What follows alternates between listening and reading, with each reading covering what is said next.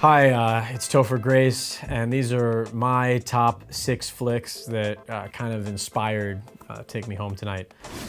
The first is Fast Times at Ridgemont High.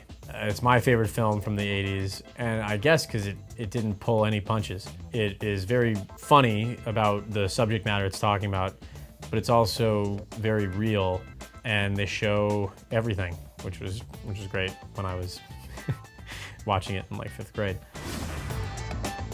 Another film that was really important to us, kind of when we were doing research and starting to think more seriously about writing the script for Take Me Home Tonight, was all the John Hughes films. So I'm gonna say The Breakfast Club, but that counts for Ferris Bueller's Day Off, 16 Candles, even, Pretty in Pink and Weird Science. I don't think there ever will be someone who's so good at capturing young people's problems and dealing with it in really different ways. For instance, like today, there'll be a really great raunchy comedy that'll be a hit and a great film, or a really great romance. It's a really fun film. But John Hughes had a way of putting all of those elements together and giving it to an ensemble of really talented young people. So that was something that really inspired us. And a fun fact, Matt and Tori and all the kids talk about how they went to Shermer High, which is like the fictional school that all of John Hughes' characters went to. Yeah, I'm gonna kind of do these two films together. Dazed and Confused, American Graffiti.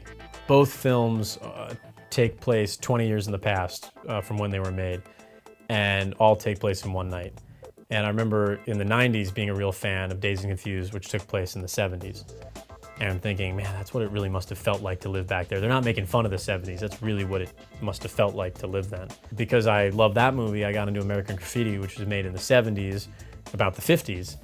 And at that point, I actually thought it was a documentary about the 50s. It was so good at capturing what it must have felt like to live then. We kind of looked around and thought, man, we love all these films from the 80s, but no one's done that for the 80s. Another film that was a big deal for us was Less Than Zero. It's a great film, starring Iron Man. Aesthetically, you really feel the 80s. I don't think there's a movie I've watched where I feel more like I'm living in that time. And it deals with some really tough subject matter in a really charismatic way. And I think also it was the inspiration for my outfit in the movie. I'm very Andrew McCarthy, it's very Andrew McCarthy-esque. I even roll the sleeves up on my blazer. And the last movie, and this is probably the most important one because it affected me a lot as an actor on the film as well as kind of when we're thinking about the story, is Say Anything.